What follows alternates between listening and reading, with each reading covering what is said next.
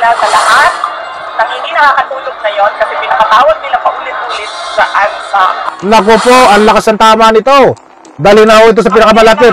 Ayun na, ngayon na. Magpa-drug test tayong lahat. Ay, butit inamin mo na hindi ka nakakatulog. Kasi mahirap kung ang isang tao ay kulang sa tulog. At yan po ay isang sintomas din. Isang cause kung bakit ang isip ay nagkakaganyan paliko-liko. Wala na ho sa tama. Nadidisalign ho. O, sa kanya nang galing na hindi pala siya nakakatulog. Pangalanan niyo lahat, sorry kayo sa kanila. Pag-isipan ko, makapatawarin ko kayo. Pag-isipan ko pa lang yun, no? Maliwanag po mga kaibigan. Na kailangan humingi ng sorry, humingi ng tawad. At pinag-iisipan ni Sara Duterte kung patatawarin tayo niya.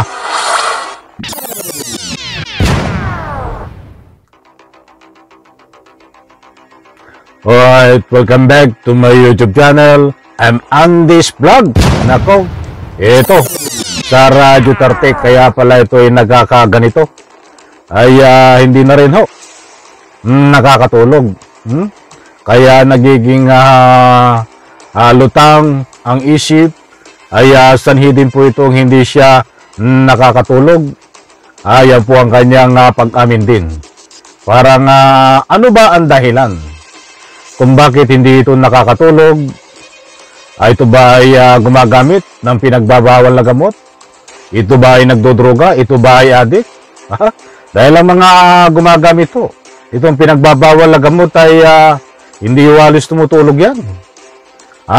Bakit masasabi ni Sara Duterte na hindi siya nakakatulog? At ang sabi niya, mayroon po siyang gustong iparating sa taong bayan na kailangan humingi po ng tawad ang lahat ng tumutuligsa sa kanya. Mga mahal kong taga-subaybay, in reaction, kayo ba ay hingi ng tawad dito kay Sara Duterte at sa iba pa niyang mga kaibigan, kasamahan at mga taga-suporta? In reaction, diyan po sa comment section, inanyayahan ko po kayong magbigay ng anumang public opinion. Inuutusan po ang taong bayan na kailangan humingi ng tawad sa kanya. Naku po, parang sirang plaka talaga ito. Mga mahal kong taga-subaybay. Eto, inanyayahan ko po kayong panoorin, pakinggan ang kanyang mga banat. At talagang habang nagsasalita ho, ay nanlilisik ang mata, tumatawa mag-isa, at lutang ang isip. At ang sabi nga niya ay hindi na rin siya nakakatulog, kaya pala ito lutang hindi natulog ay nananaginip ng gising, nakatulala sa hangin. Nako po, nananaginip ng gising, nakatulala sa hangin. Nako, napakanta tuloy ako.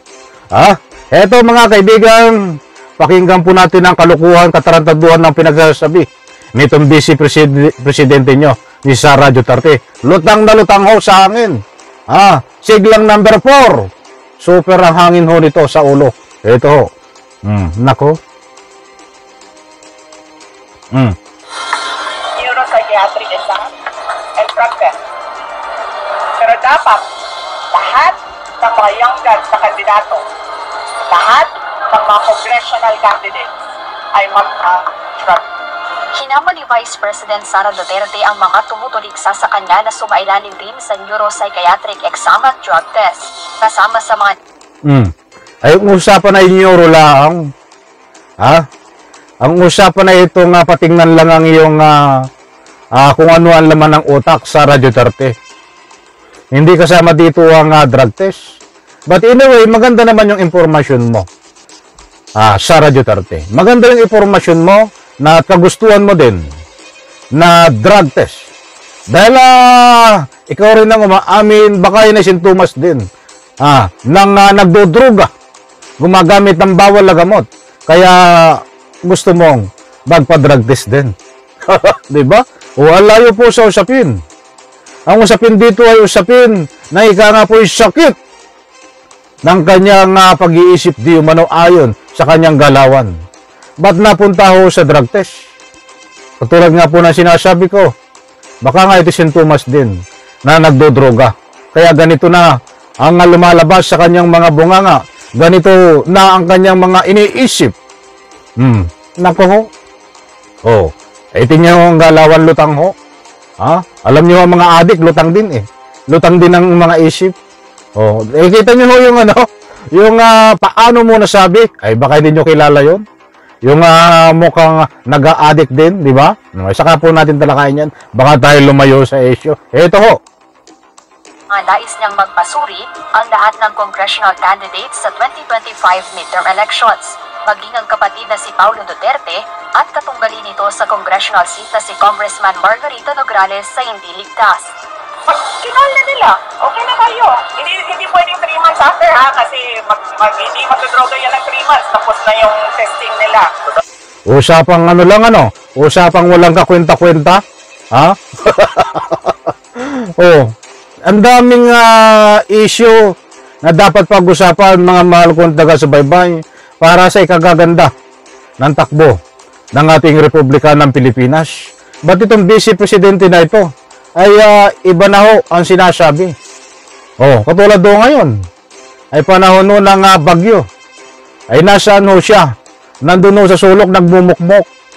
At kung ano-ano pang iniisip at para nang humarap sa media ay kung ano-ano naman ang sasabihin. Ha, nako, ay matindi ho ito. Mga kaibigan, dito ho sa bandang gitna nitong ating tinatalakay ay wag po kayong aalis at masasaksiyan po natin at mapakinggan ang mga sasabihin ni Sara Duterte na kailangan humingi ng tawad ang lahat ng tumutulig sa kanya. So, hingi po ba tayo ng tawad sa kanya? Mga mahal kong taga-subaybay? At kailangan isa-isahin ang pangalan ng kanilang mga kaibigan at taga-suporta para kapag humingi ng tawad. Like for example, ang dami ho niyan. Oh, Diyos ko po, Rode. Ang dami ho niyang mga nga po ilang piraso yan. Iisa-isahin mo kahit 10 piraso, 20 piraso. Mahirap pong isa-isahin yun. Like for example, yung kaibigan niya ay 20 piraso nakapaligid sa kanya. Isa-isahin mo ang pangalan para humingi ka ng tawad. Halimbawa, ako ay humingi ng tawad sa iyo, Sara Duterte. Like for example, ganyan. Ako ay humingi ng tawad sa iyo, so-and-so. Example pa lang ho yun, ha. Hindi po ako humingi ng tawad yan kay Sara Duterte. Yung akin po example lang. Ganun po ang gusto ni mangyari ni Sara Duterte. Kailang isa-isahin ang pangalan. Nako po, ang lakas ng tama nito. Dali na ho ito sa pinakamalapit. Ayun na, ngayon na. Magpa-drug test tayong lahat. Nais rin ng Vice Presidente na gawing live sa telebisyon ang gagawing test sa kanila. Anak, flopping! Pangalan ko nakataya dito. Nandun kayong lahat makikinig at nakita na nagsabi ako. Anak, flopping! Samantala nananatili naman umanong magandang relasyon nila ng presidential sister na si Senator Amy Marcos. Ayon kay VP Sara, magka-text pa sila nito matapos ang press conference, ngunit naramdaman niya na tila malamig ang pagtanggap sa kanya nito. Sari-sari na ito. Mga kaibigan, wala ba tayong marinig dito? Na nga po sa ganda at tungkol sa ating ekonomiya, tungkol sa ating Republika ng Pilipinas, tungkol sa kanyang mga nagawa regarding sa pagtulong sa ating pamahalaan. Ay wala ho eh. Buti pa yung mga tambay may magandang plano sa ating kapaligiran. Yung mga katulad ho na ordinaryong tao. Ay ito, Vice Presidente ho, ay walang kaplano-plano sa ating Republika ng Pilipinas.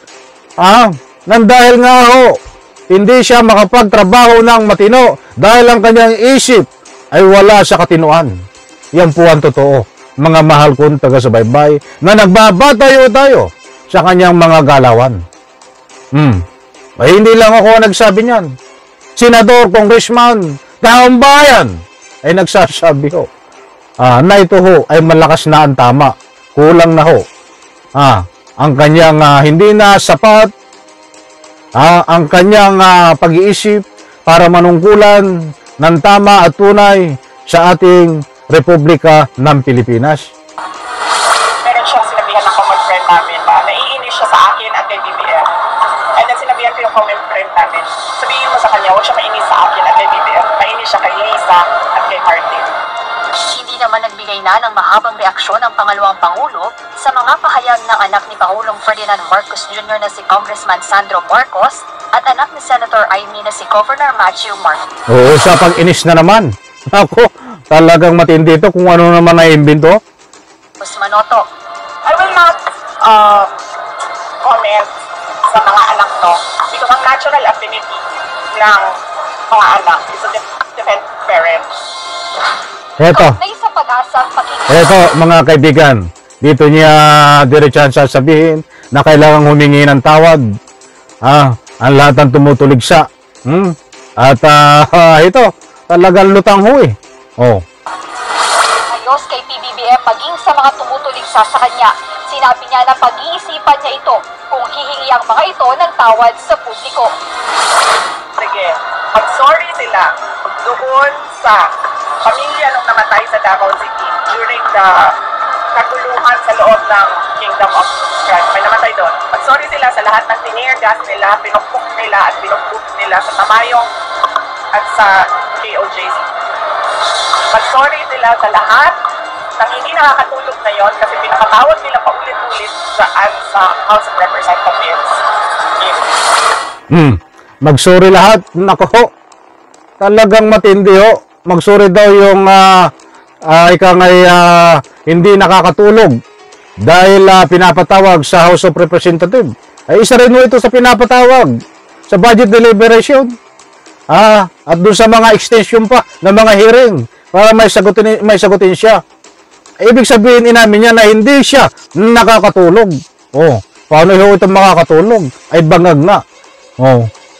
'Di ba? Ay butit inamin mo na hindi ka nakakatulog kasi mahirap pong ang isang tao ay kulang sa tulog. At yan po ay isang sintomas din. Isang cause kung bakit ang isip ay nagkakaganyan paliko-liko. Wala na ho sa tama. Nadidisalign ho. Sa kanya nang galing na hindi pala siya nakakatulog eh.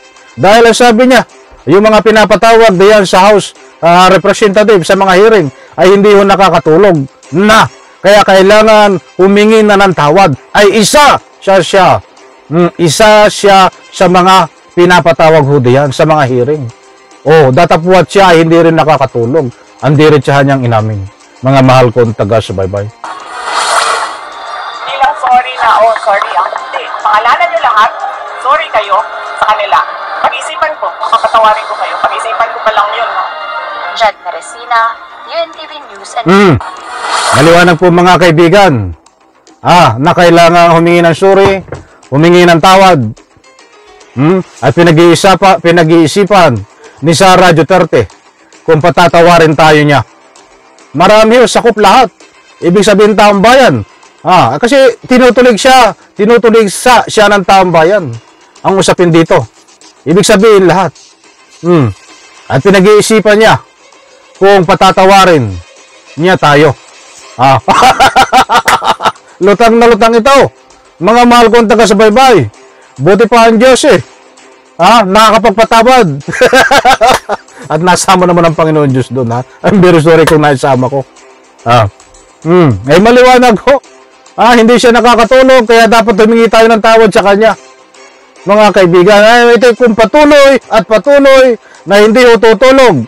Ay wag na po tayo magtaka na patuloy din ang paglala ng kanyang kondisyon dito po sa kanyang pag-iisip. Itong si Sara Duterte. Muli po maraming salamat at pagpalain po tayo lahat. Isang like ko sa video na ito. Sa lahat po ng hindi pa nakasubscribe sa aking maliit pa na YouTube channel, please subscribe. Bye-bye. Palapakan.